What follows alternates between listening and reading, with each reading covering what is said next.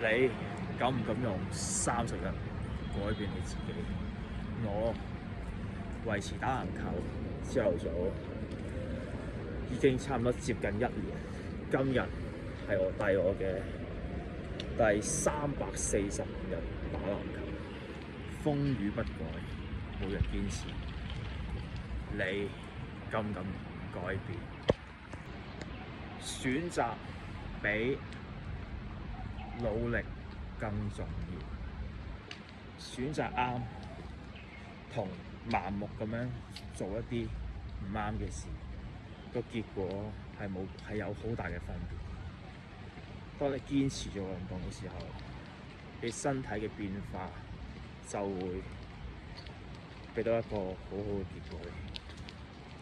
所以你肯唔肯踏出第一步，改變自己嘅習慣？再嚟上嚟遊樂場，涼亭度都有人做早操，證明咗屎一啲關係都冇。排球少年，所以簡單的事重複做，堅持就係勝利。唔好咁輕易放棄夢想，加油！